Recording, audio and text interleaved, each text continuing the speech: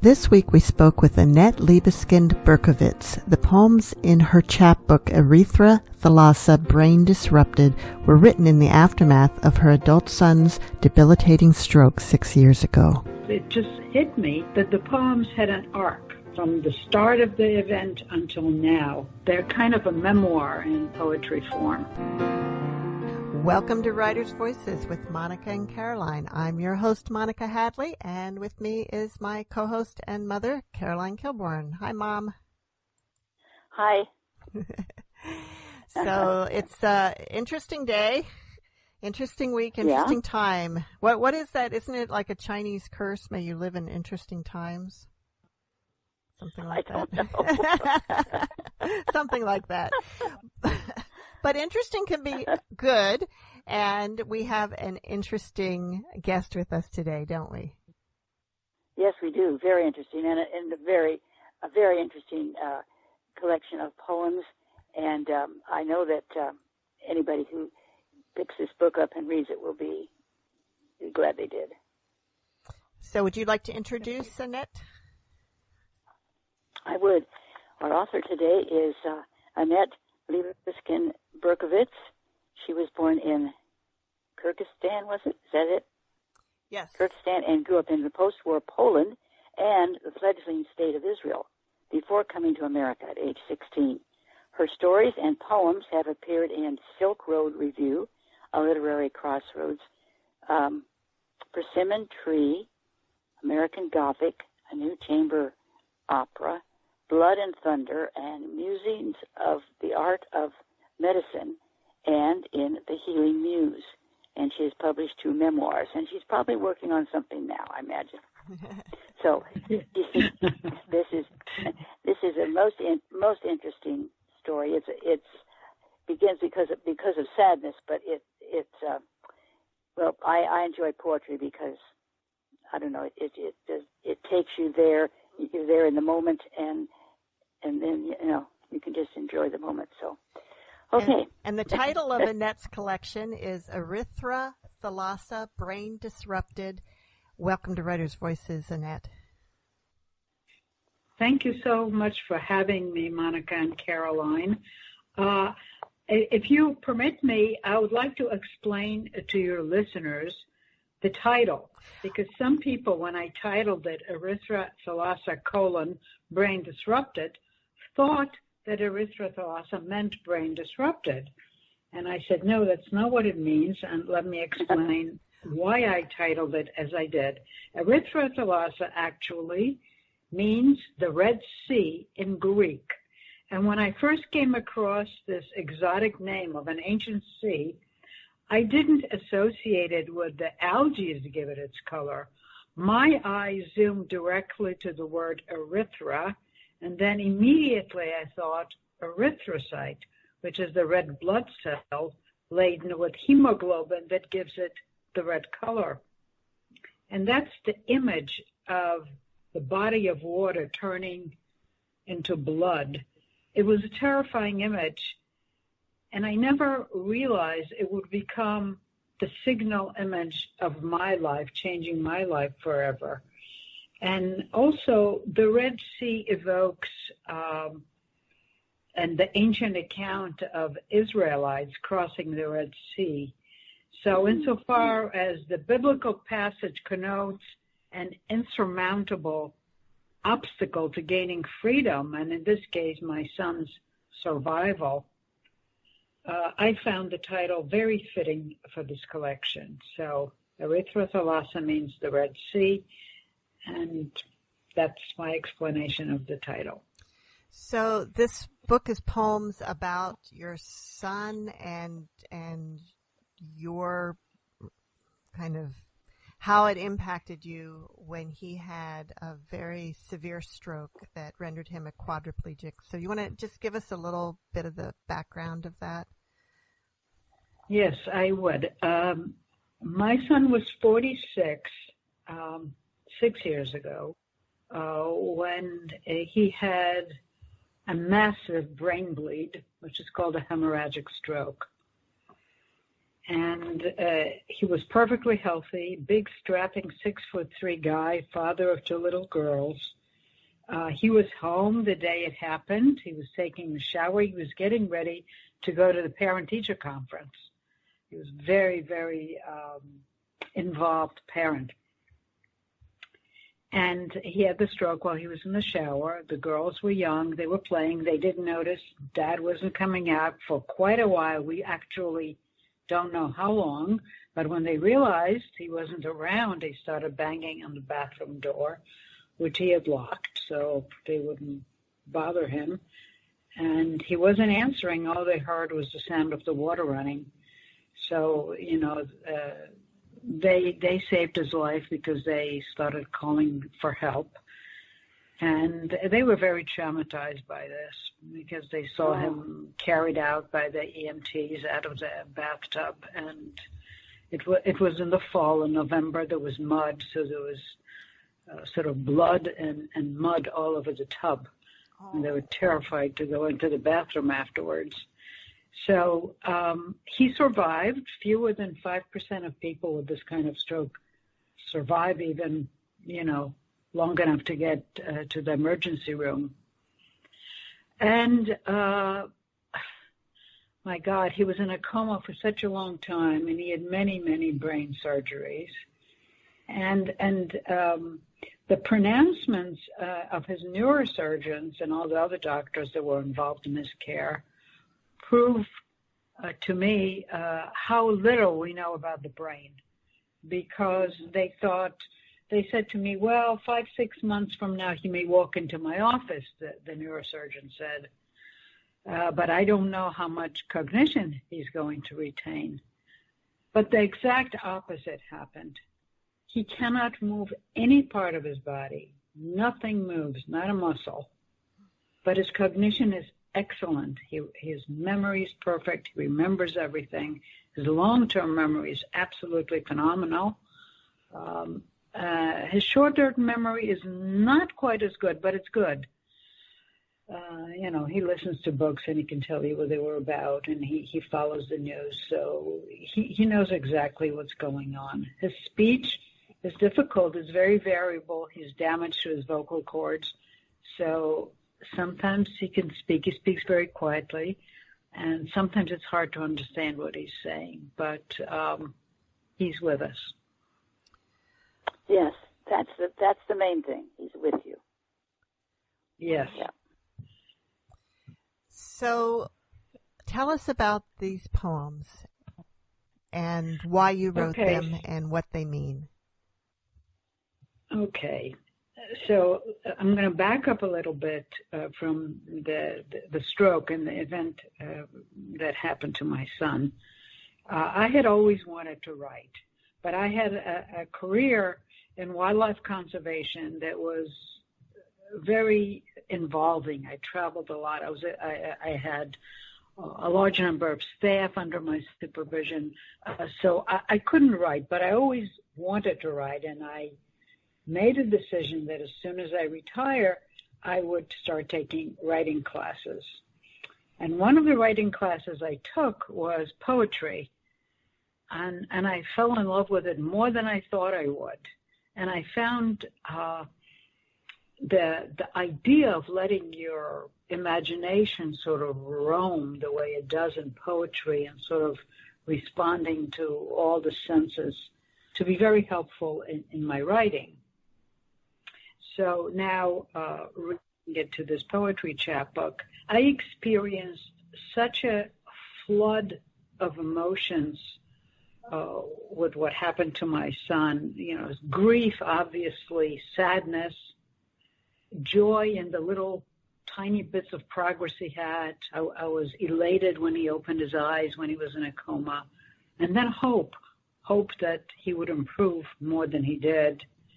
Anger with the insurance companies, disappointment with the little research that's done on a condition like his, but most of all, sort of an awareness of everyday pleasures that I am able to experience and that he isn't. And all of these emotions sort of crowded my brain, and and kind of had to come out on paper. So when I was writing these poems, some of them were just written sitting in hallways in front of the operating theater, waiting for the surgeon to come out and tell me if he made it through the operation. Some of them were written later, but I had not written them with the intent of publishing a book. But as I looked at them closer to the 6th anniversary of a stroke, I realized it just hit me that the poems had an arc from the start of the event until now, and that they really told the story put together. They're kind of a memoir in poetry form. Wow. Mm-hmm. Now, is it hard for you to relive those experiences, those feelings through your poems now? Well, I want to say yes and no. Yes, because it brings the initial moment of getting the phone call saying your son has collapsed. But the reason I also say no is because I see him in this horrible condition every day. Not every day now during COVID, because it's risky for me to go to his home as often as I would normally go. But I still see it. The pain is still there. It's constant. I see him in pain. I see him unable to move. So it's sort of a constant, steady state of pain. You know, I don't know if other people do this, but sometimes I think about which would be harder, losing your physical ability and keeping your mind, or keeping the physical ability and losing your mind. And I feel like losing your mind would be easier because you wouldn't be aware. You wouldn't know it. I know exactly what you're talking about because I've thought this many times. Many times I've thought, would he have been better off if it was the other way? Yeah. But the way he is, I have him with his mind, with his memories. We talk about the incredible experiences that he has had in his life. He was very fortunate that for his graduate program, he took something called Peace Studies Around the World. He was somebody always very concerned about peace and about issues of social justice.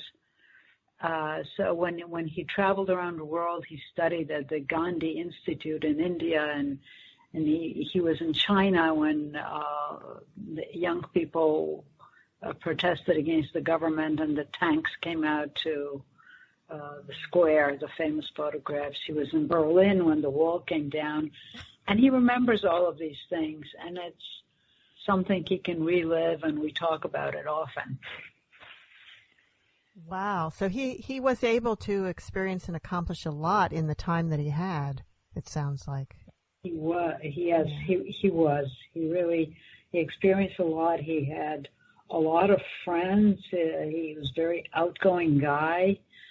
He was a lifeguard. His college friends, he still has about a half a dozen very close college buddies that live not really anywhere near him, but they do come they're there for his birthdays, they're there for major occasions. And it's really nice to know the closeness that he has. Mm-hmm. You're listening to Writers' Voices with Monica and Caroline, and our guest today is Annette Libeskind Berkovits, and she is the author of the poetry collection Erythra Thalassa, Brain Disrupted. I know that Annette, you told us before we started that that you have a section from your memoir that really kind of can give us a feel for your son and his personality, and maybe we should have you read that before we get into the poems. I'm happy to do that. Thank you for letting me do that. This section will come from a memoir I wrote about my career at the Bronx Zoo in New York, which is really the headquarters for the Wildlife Conservation Society. And I was the senior vice president there for education. And this book is titled Confessions of an Accidental Zoo Curator, because, in fact, I became a curator by accident. And there's no time now to tell you how and why. But when my son was young, he was 7 years old, and he was pleading for a pet. And I really didn't want to get a pet that would require my taking care of it, because I knew what taking care of animals means. It's a lot of work, and between children and having a very full-time job, I didn't want to do that. So I tried to persuade him into getting a pet that didn't require much care. So I went with him to the library, and we scoured animal books. And I'll read you a little passage from the beginning of the section. He looked at pictures of the old standbys, dogs, cats, gerbils. But with each one, I found a reason why it may not be the ideal companion. Eventually, I said, let's find you something different, a pet that will stand out from all those of your friends. He looked at me questioningly. Like what, Mom? A dinosaur? Ha, now that was an idea. I jumped off my chair. Yeah, this book has a lot of funny moments. I jumped off my chair and pulled him toward the arthropod shelf in the library. I have an idea that'll blow your socks off, I said enthusiastically, as if I were trying to sell him a used car. I'm not wearing any socks, he said, but I could tell he was intrigued. I shuffled through the books because an idea of the ideal pet finally dawned on me, but my son was beginning to get restless. What kind of an animal is it anyway, Mom, he asked. Okay, I'll give you a clue. See if you can figure it out. He seemed only moderately interested, but willing. So what's the clue? Well, its skeleton is not like ours on the inside. Where is it? I could see a little twinkle in his eyes. It's on the outside of its body. Mom, that's not enough. I need another clue. He scrunched his face with effort. It breathes through gills, but it's not a fish. He looked very confused, so I decided to stop the charade. Okay, it's a hermit crab. A what? You heard me. It's a crab, a very cool animal that lives in a shell with an enormous claw and eyes that rotate on stalks. Now he looked very interested, so I persisted. It's a cousin to a scorpion. Wow, Mom, can I have it? Can I? Sold, I said, if you promise to take good care of it. Now I'm going to skip a few sections because he grew so fond of this hermit crab. He had a couple of them. One of the larger ones that grew its shell, so I took it back to the zoo. But he still had this favorite one, who he called Hermie. Hermit crab, Hermie. That was his invention of a name. Very original. So, yes, very original. And he headed straight for Hermie's terrarium every day after school. So here is the next section.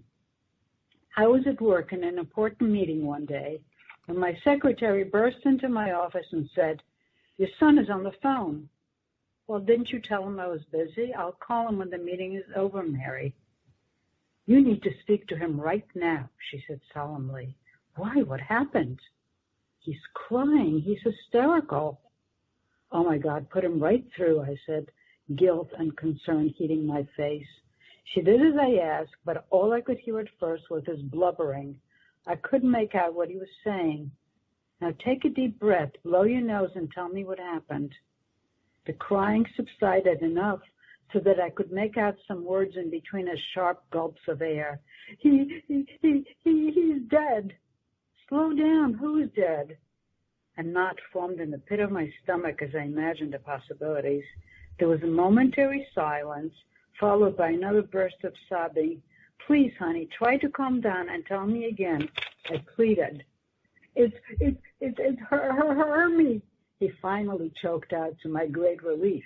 I felt a sudden urge to chuckle at his deep attachment to a creature so cold-blooded and ungainly, but remembered that his Hermie was not so different from my old pal Bully. I had once kept a bullfrog as a pet.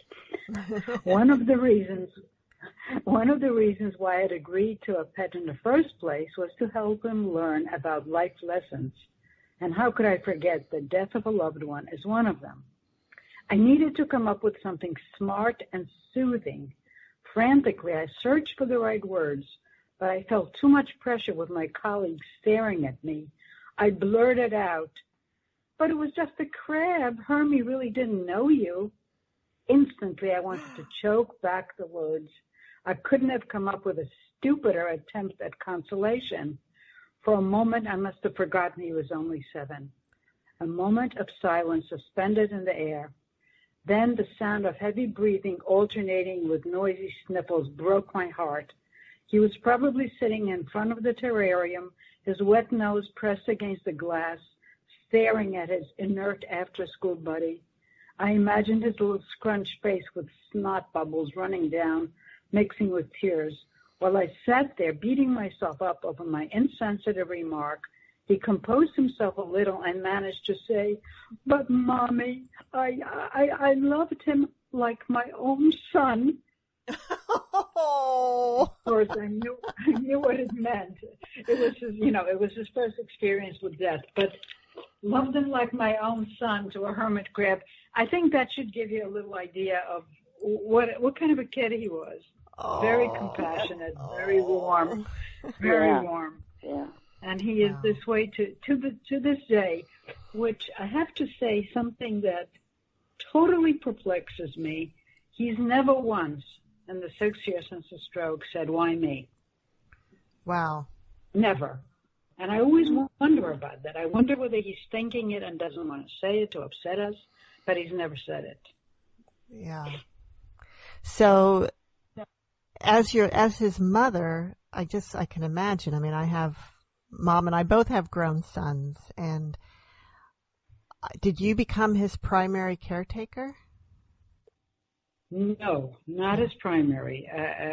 No, absolutely. I cannot claim that credit. As primary caretaker was his wife, and it took a long time. It took over a year to get him 24/7 caregivers, because what happens, people don't realize, when you're young, when you're 46, first of all, you stop working, you have no insurance. You have no Medicare, you have no Medicaid, you have nothing.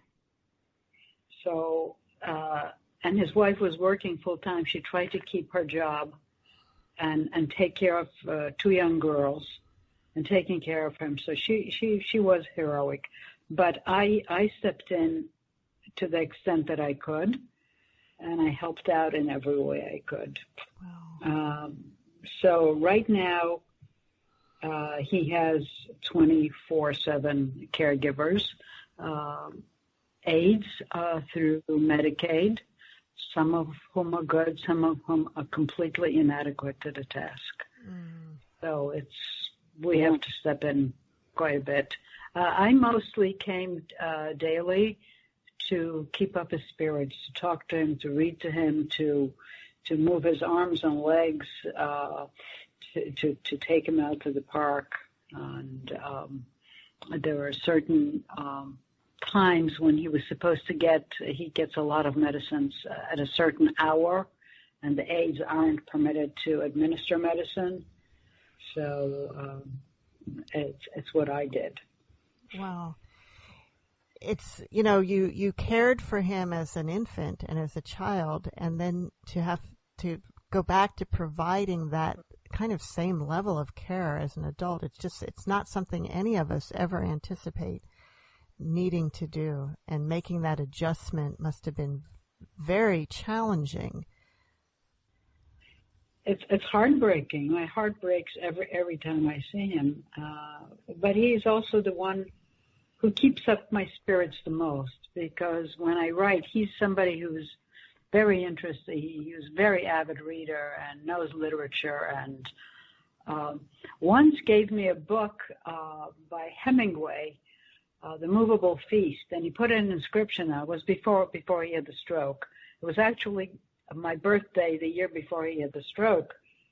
And he wrote a dedication in it to me saying, "Mom, you have any of the great American novel, please write it. I'm waiting for it."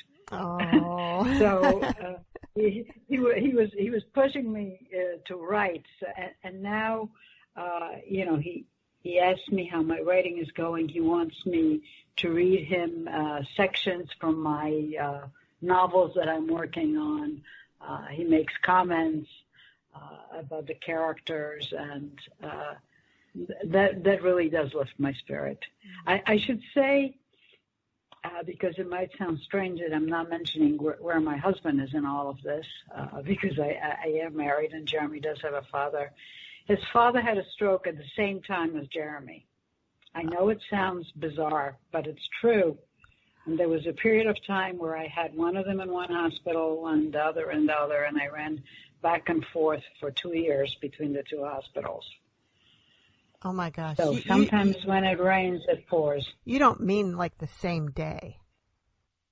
Not the same day. Here is what happened. I'll clarify it. Wow. My husband had a knee replacement, which should be a pretty standard surgery. There's thousands of them performed every year, right? Except when it goes wrong, in which my husband's case, his knee became infected with a very deadly bacteria. And his surgeon, I saw it. I mean, I'm not a doctor, even though I have training in biology. I looked at my husband's knee. I didn't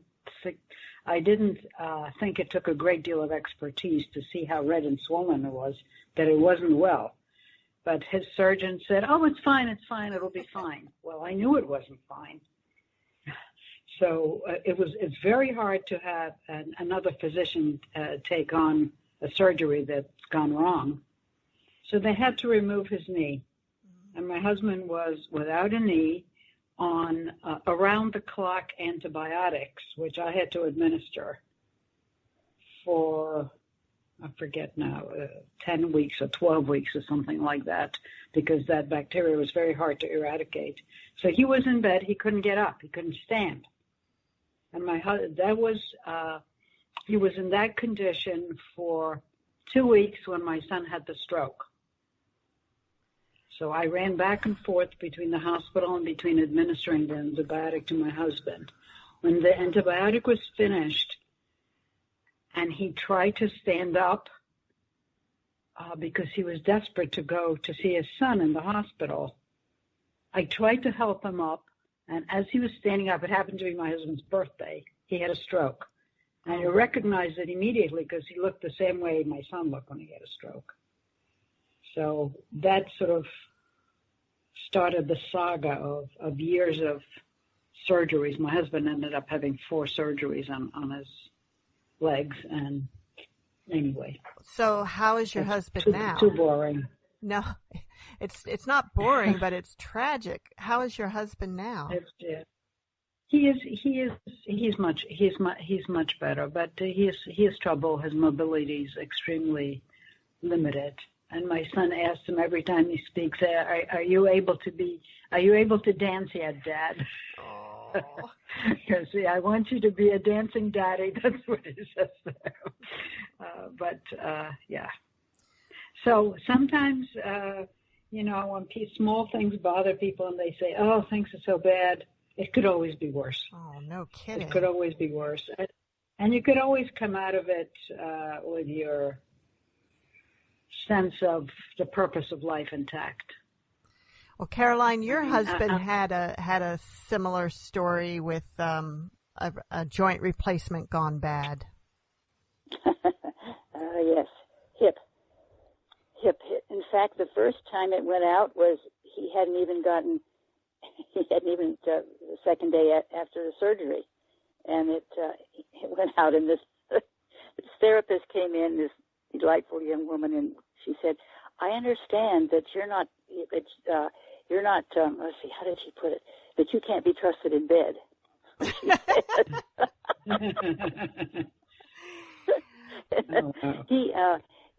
the problem was he had a curvature of the spine, and so they weren't taking that into consideration. And so after the second surgery, it went out again. And so this time I told him, I said, I have had a lot of surgeries and been in and out of hospital and stuff, and I always kind of felt I was at the mercy of the hospital. I never complained or anything, but I decided I'm going to speak up. So I said, I think I noticed that he has a curvature of the spine. Can this be part of the problem?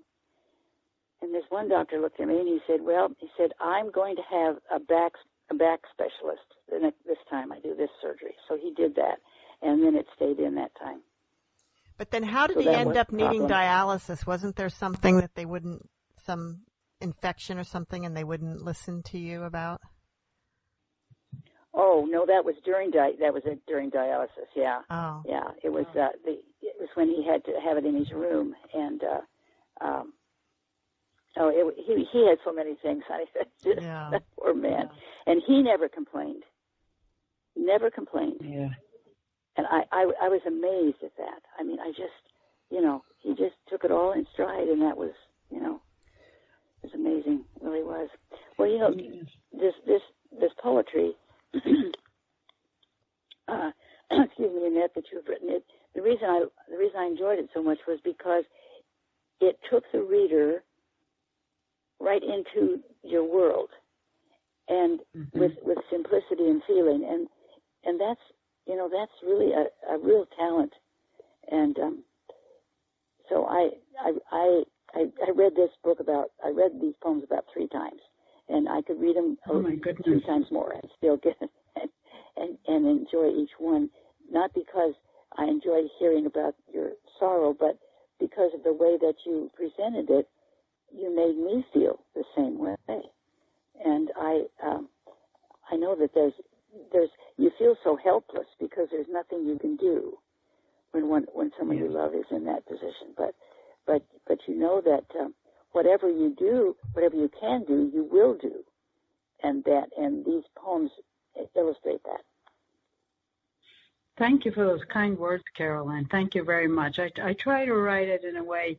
I wrote it in the only way I could, but some readers have written to me and said, this is poetry that I can understand, because some poetry is challenging to really interpret, but people seem to be able to get what I'm saying. That's right. You can, because it's straightforward and clear, and you're expressing yourself, and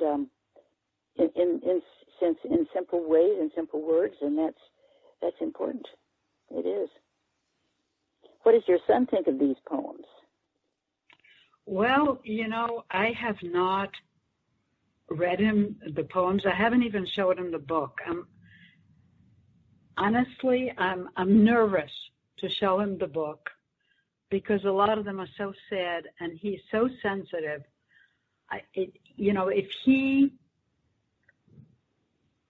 understands my level of pain, which perhaps he now imagines, but if he actually hears the poems and understands the pain that his stroke has caused me, he didn't cause it, but his condition has caused me. I'm afraid to show it to him. And similarly, I haven't shared the book with his wife because temperamentally she's different from me. I think she would be very upset by them. So maybe not. Maybe my judgment isn't correct, but I don't want. The way you feel, if that's the way you feel, though, I think you should go with that. Go with that feeling because this was a very important part of you that you poured out into these poems, and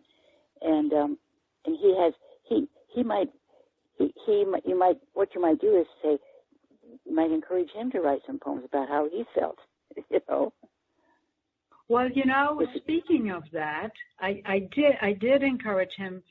What he wanted to do was, he loves music, so he's very into music. Oh, he wanted to write a song. He wanted to write a song expressing his gratitude to his wife and daughters. and he started writing the song. He asked me for help. And so we kind of worked on it together. And then he became ill with COVID.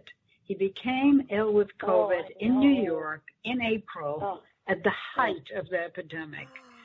And if you can picture that, I imagine someone in his condition going into the hospital, in April when we still knew very little about the disease.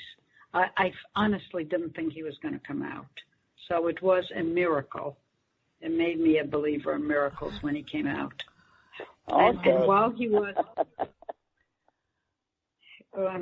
in the hospital, I helped him finish the song, and the musicians that I hired to play for him every now and then, they wrote the music for it. And for your listeners, if everybody would like to hear how he expresses his gratitude to his wife and daughters, it's a song called "The Time I Spend With You," and it's on my website. My website is just my name, AnnetteBerkovits.com. Oh, wow. Yeah, we'll definitely we'll take a listen to that.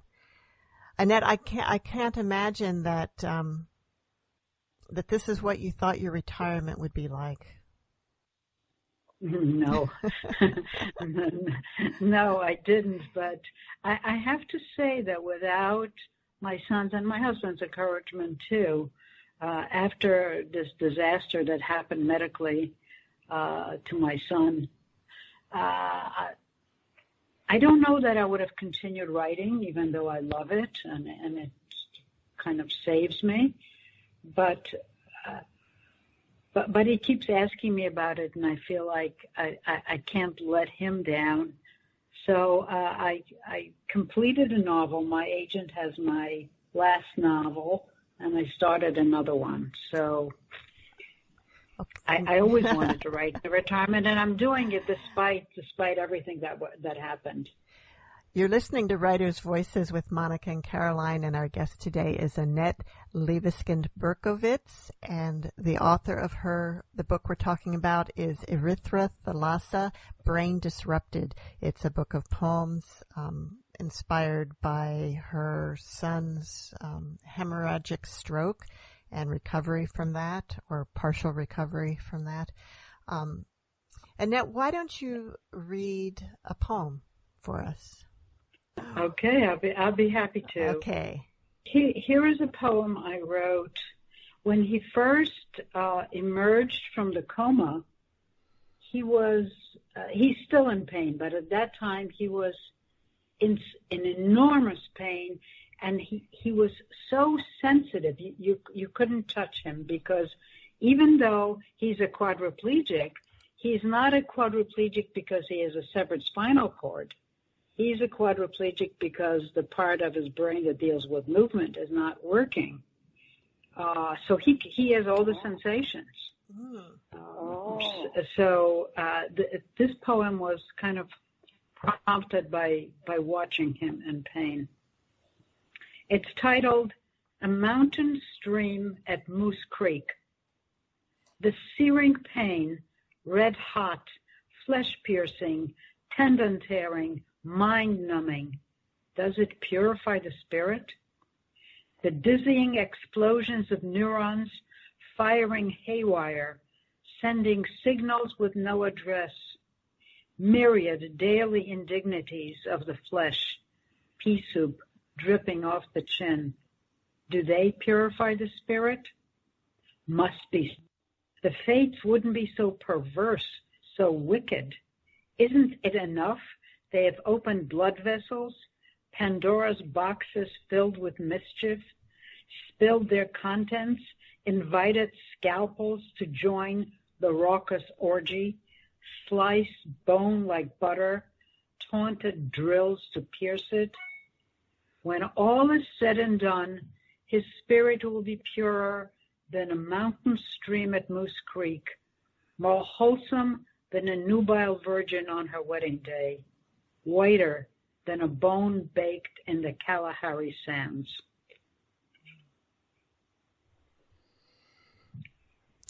Thank you, Annette.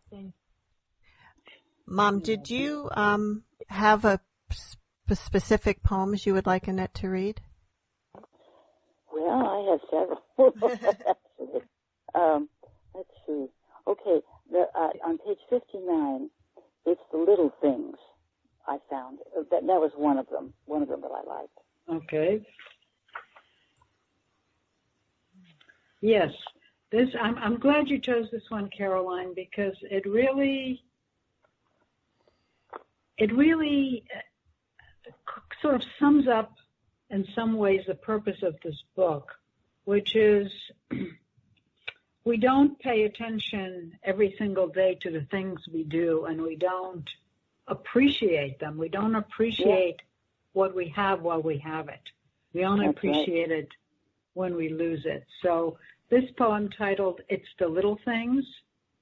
Have I ever thought about what size bite of burger I want to put in my mouth?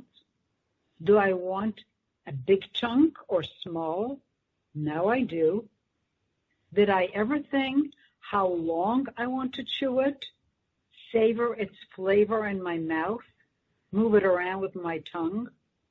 Now I do. Did I ever think about the coffee or tea or juice I drink? Sip them fast or slow, from the cup or a straw? Now I do. Did I ever think I couldn't turn, scratch, wash, blow my nose, clean my ears, cut my nails? Now I do.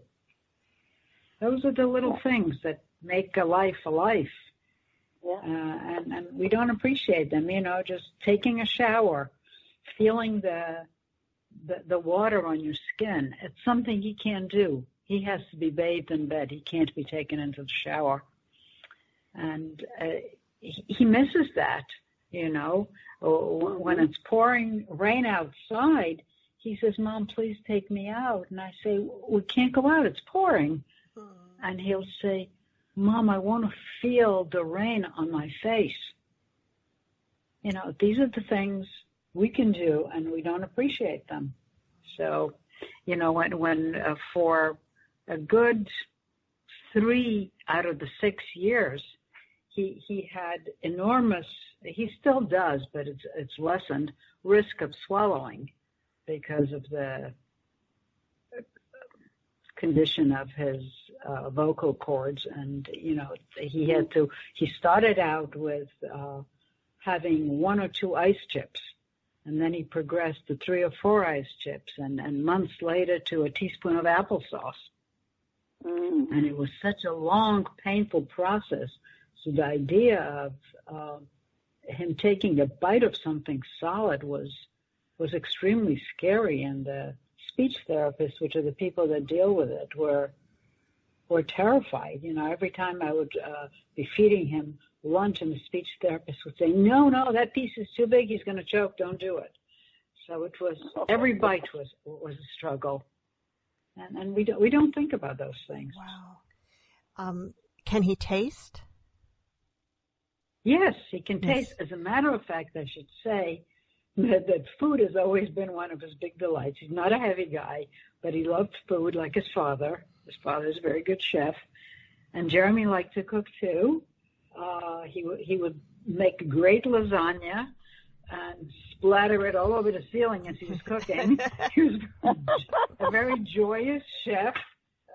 So now he asks me sometimes to make him some of the favorite things I make for him and bring and share it. So whenever we make something for dinner that I know he likes, I always save a portion to bring to him. So yes, he can taste, he can enjoy, but he has to eat it carefully. It has to be cut into small pieces, and drinking, he can't drink normally. He has to drink from a straw. The straw has to be thin so he doesn't swallow too much liquid all at once.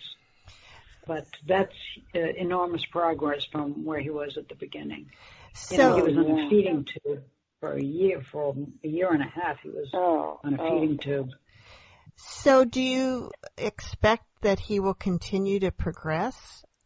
Is there a possibility of his brain gradually healing some of these things and allowing him to do more? Honestly, I don't know. I am researching some new therapies, of which there aren't very many for this condition. A lot of the therapies in brain cases similar to his are for people who are minimally conscious. I managed to get him to the Rockefeller Institute in New York, which is the premier center for brain research. And, at that point, he was barely speaking and his eyes were closed and he looked like he could be minimally conscious. But when the doctor said to him, how much pain do you have? He answered, on what scale? The doctor said, he's not a good candidate for my research because he's too advanced, he's too aware. His brain is recovered and too aware. So, yeah, but I recently learned of some doctor experimenting with anti-inflammatory injections into, I don't know if it's the spine or the brain, and I'm waiting till the spring because this doctor is in Florida, and to transport Jeremy from New York to Florida would require, an air ambulance, which is quite a challenge to get him there. But if there's anything I can do for him, of course I'll do. I want to see whether that therapy can help him. I'm always researching the latest research. And I know research. I'm a trained scientist, so I'm trying to stay on top of everything new. But right now there isn't so much new with somebody with a movement disorder of his level. A lot of times people send me articles saying, there's this new thing for people who are paralyzed with severed spinal cords, but it doesn't apply to my son because the spinal cord is not severed. Right. Isn't it wonderful that he can express himself, though, that he can talk? Isn't that? Yes. That's a miracle. Yes, I have to. If you have a minute, I don't know if you have a minute. I have one poem that will really relate back to the story I read about him as a young boy. Definitely, please. We'd love to hear it. Yes. Okay, it's a poem called "Luck" with a question mark. Yeah, luck is not. Luck is not a four-leaf clover.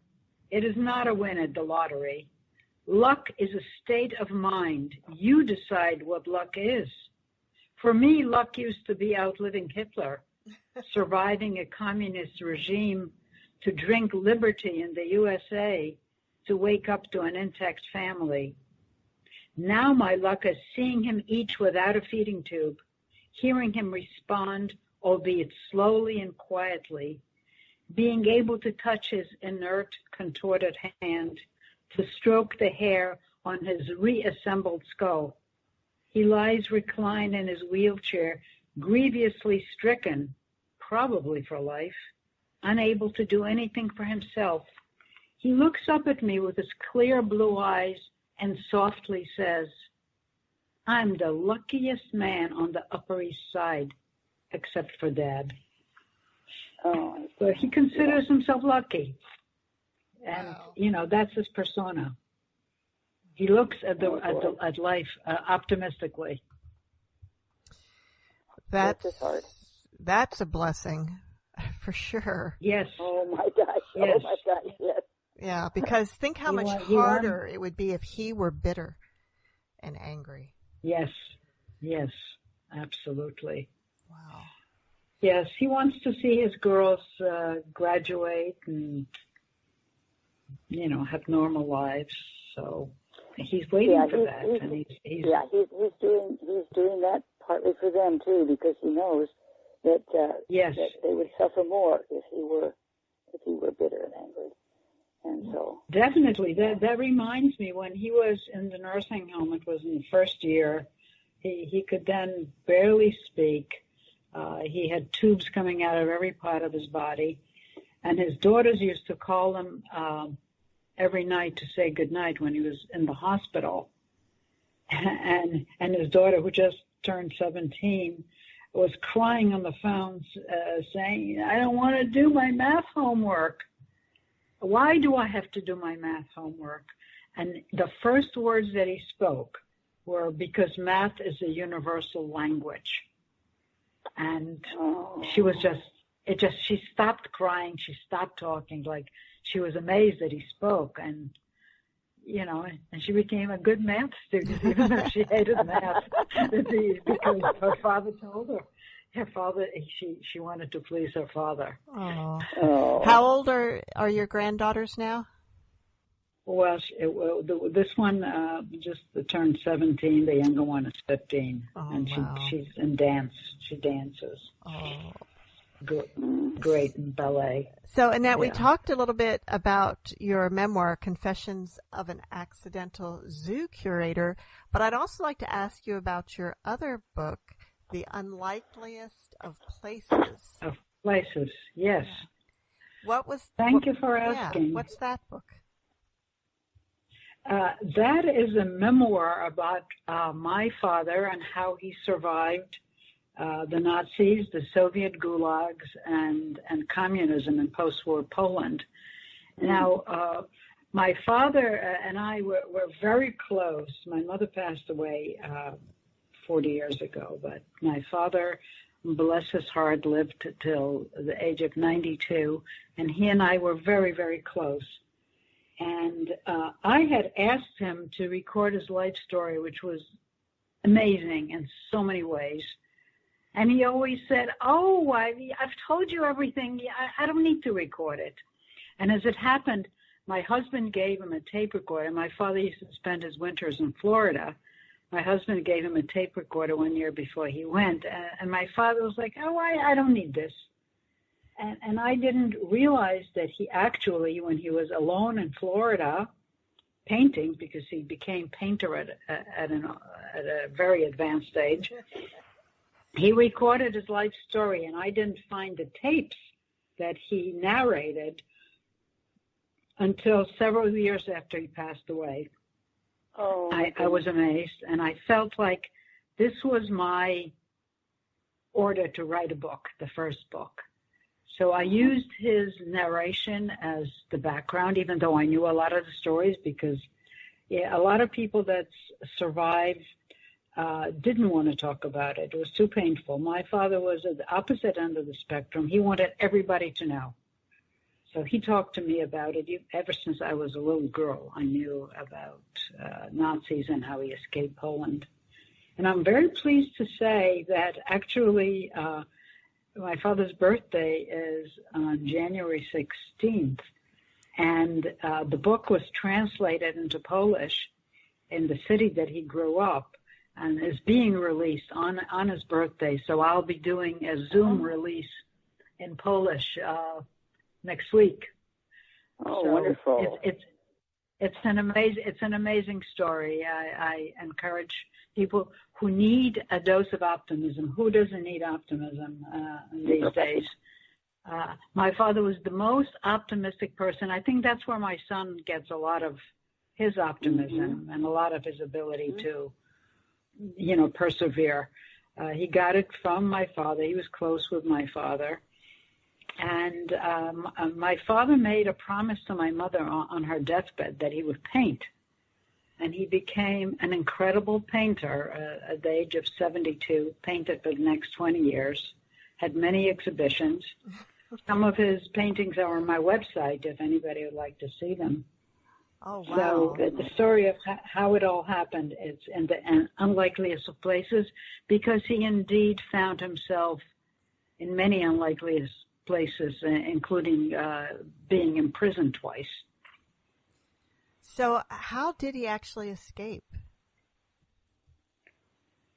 Well, how he escaped Poland in the World War II broke out, and in Poland, the Germans rained bombs on Poland September 1st, 1932. Most people thought, based on how the Germans behaved in World War I, that they would blow over. It'll be better, you know. Nobody thought of leaving their home, abandoning everything and running. My father decided, based on several things that happened, which I described in the book, to escape to over the border to the Soviet side, and I only found in fairly recent research in the last decade or two that I forget the exact number. I think it was something like 100,000 people were shot crossing that river where my father crossed at night in a little boat, because the German soldiers were on one side of the river and the Soviet army was on the other side shooting across the river.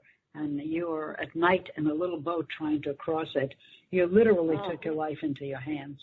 But ironically, you know, he escaped the ghetto in Łódź, Poland, when he went to the Soviet Union. But then shortly after, he was arrested by the Soviet government and sent to a prison camp. So. It's a long, complex story. I don't think I can explain it in the few minutes we have left, which is almost no time. I want to remind listeners about your website. It's AnnetteBerkovits.com, AnnetteBerkovits.com. Where on the site are your father's paintings? Do you know what page Yeah, there's a section called Gallery. If you go on the page that has Unlikeliest of Places, each of my books has its own page. Okay. You go on that page, and there is a link to the gallery with paintings. Oh, very good. Yes. Okay.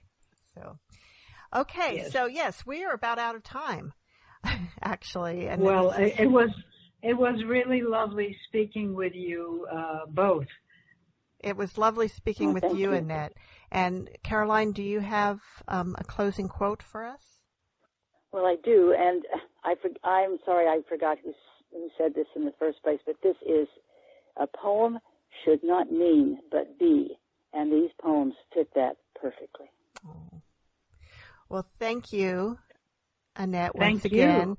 Look forward to, we didn't even get to talk about your historical novel that you're looking to publish soon. So hopefully we'll get another chance to talk about that in the near future. Hopefully next time. Next time. And yes. See you all next week on Writers' Voices. Bye-bye, everyone. Bye.